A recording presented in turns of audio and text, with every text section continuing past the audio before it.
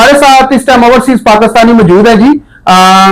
खुरम अब्बासी साहब हैं। खुरम अब्बासी साहब का जो ताल्लुक है वो खित्ता पठवार से है, तो उनसे जानेंगे कि जो ओवरसीज पाकिस्तानी है, तो जो पाकिस्तान इस टाइम किरदार अदा कर रहा है उसके बारे में ओवरसीज पाकिस्तानी कैसा महसूस करते हैं। तो खुरम भाई, कैसा देखते हैं आप लोग? ओवरसीज पाकिस्तानी हैं तो जब बाहर के मुल्कों में जाते हैं तो कैसा लगता है आपको इस टाइम जो पाकिस्तान जो रोल अदा कर रहा है? अस्सलाम वालेकुम, बहुत बहुत शुक्रिया मुझे आपने यहाँ पे मदऊ किया अपने JJ TV के चैनल के तवज्जुह से। मैं ये बात करना चाहूँगा, ओवरसीज पाकिस्तानी नो डाउट के बाय बर्थ भी हैं, बाय माइग्रेशन भी हैं, बाय डिसेंडेंट भी हैं। तो इस वक्त जो पाकिस्तान अपना रोल डिप्लोमेटिकली या डिप्लोमेसी के थ्रू पूरी दुनिया में जो है अपने आप को मनवाने में जो कामयाब रहा, नो डाउट कि उसमें हमारी इस वक्त की करंट गवर्नमेंट और हमारी इस्टेब्लिशमेंट का एक पेज पर होना और मौसर पॉलिसीज और खारजा पॉलिसी में हमारे वजीर खारजा जो हैं और डिप्टी वजीर आजम हमारे जो हैं इसहाक डार साहब, इन लोगों ने अनथक कोशिशें की और बाकायदा न्यूज बनते थे कि हर रोज हम वजीर आजम पाकिस्तान मुख्तलिफ ममालिक के दौरे कर रहे हैं, कभी कहाँ जा रहे होते थे और कभी कहाँ आ रहे थे। उसका आज आप उन सारे दौरों का सम्राट आज ये देख रहे हैं कि पूरी दुनिया के जो मेन इश्यूज में से एक इशू था, जिससे 47 साल पुरानी लड़ाई जो है वो उन लोगों ने एक टेबल पर डायलॉग के लिए इंटरमीडिएशन की वजह से उनको इस्लामाबाद में मदऊ किया और ये हमारे बायसे फख्र है जी। तो मुझे ये बताएं कि जिस तरह भी ये चंद ही रोज पहले जो हमारे आर्मी चीफ हैं, ठीक है जी, वो ईरान का दौरा करके आए हैं 3 दिन का। फिर वजीर आजम जो पाकिस्तान शहबाज शरीफ साहब हैं, वो कतर और सऊदीया का तकरीबन 3 दिन का वो भी तकरीबन दौरा करके आए हैं। तो इस दौरे में आप क्या समझते हैं कि कामयाब हुए हैं हमारी दोनों शख्सियतें? देखिए, बैक टू बैक पाकिस्तान और सऊदीया के रिलेशन कोई आज से नहीं है, कुछ दहाइयों पर मुहित है।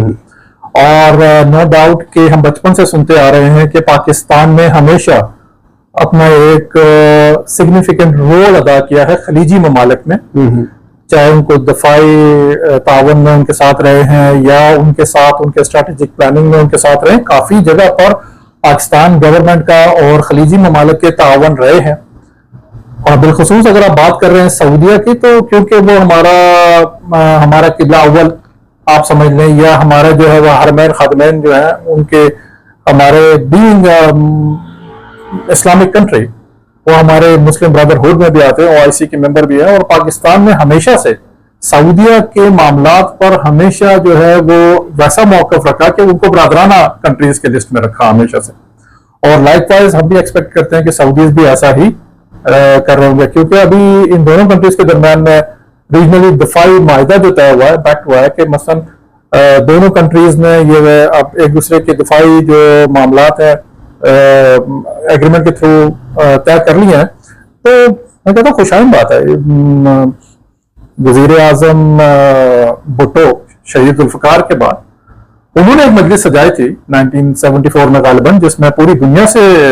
लोग यहाँ मदऊ हुए थे। लाहौर का एक तारीखी उस वक्त एक पेश मंजर हुआ था और लोगों ने बड़ा सराहा था उसको। और उसके बाद मुझे लगता है कि ये एक नई मजलिस जो है इस वक्त जो बैठक जो सजी है डायलॉग्स की, डिप्लोमेसी में पाकिस्तान ने अपना एक अहम किरदार और अहम रोल अदा किया। तो मैं जैसे अभी देख रहा हूं, हम लोग मीडिया पे देख रहे हैं, सोशल मीडिया पे छोटे छोटे से मीम्स बनाए जा रहे हैं और कोई पासपोर्ट माथे पे रख रहा है, कोई सीने से लगा रहा है, वो कहते हैं कि ग्रीन पासपोर्ट की अब इज्जत हुई है। तो क्या इन 78 सालों में ये 2025 की जो इंडिया से हम जंग लड़े थे, तो उसके बाद ये कह लें कि जो ग्रीन पासपोर्ट की वैल्यू हुई है या अब ग्रीन पासपोर्ट की वैल्यू हुई है, जब से वो कहते हैं कि ये जोड़ी मिल गई है हाफिज साहब की और मियां साहब की, ये जोड़ी जब से मिली है, तो इस जोड़ी ने पूरी दुनिया में तहलका मचाई हुई है। तो ऐसा कुछ आपके पास उधर होता है ऐसा कि लोग ऐसे मीम्स बनाते हो, खुश होते हो, ग्रीन पासपोर्ट सीरियस लगाते हो, माथे पे रखते हो, टिकटॉक बनाते हो? देखिए, जहां तक ताल्लुक है मीम्स बनाने का,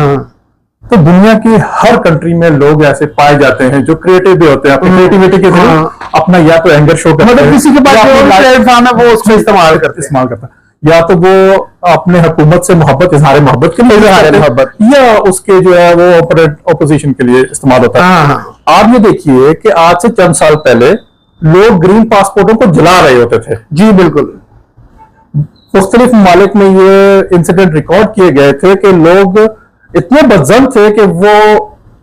सिटीजन होने के बावजूद, पाकिस्तानी शहरी होने के बावजूद, उन्होंने ऑनलाइन आकर पासपोर्टों को जलाने की। ये 22 के बाद ही हुआ ना। अब जब चूंकि 2022 के बाद वो कह ले कि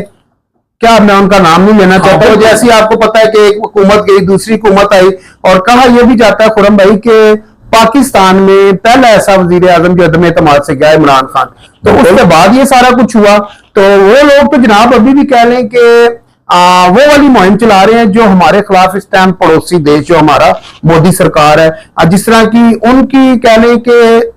पॉलिसी है पाकिस्तान को बदनाम करने की, वो ही हमारे जो बाहर बैठे हुए यूट्यूबर हैं वो भी यही कर रहे हैं। देखिए, मैं इसको सिर्फ कमअक्ली कहूंगा,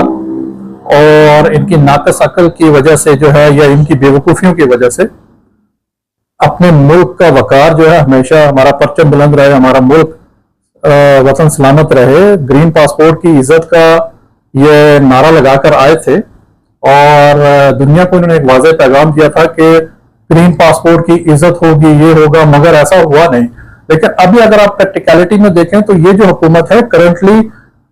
मियां शहबाज शरीफ साहब इस वक्त जो वजीर आज़म पाकिस्तान है, और हमारे field marshal general Asim Munir साहब,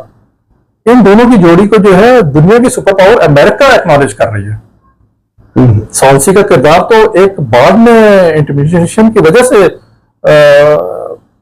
रिफ्लेक्ट हुआ, लेकिन इन दोनों को पसंद किया जा रहा था। नो डाउट, जब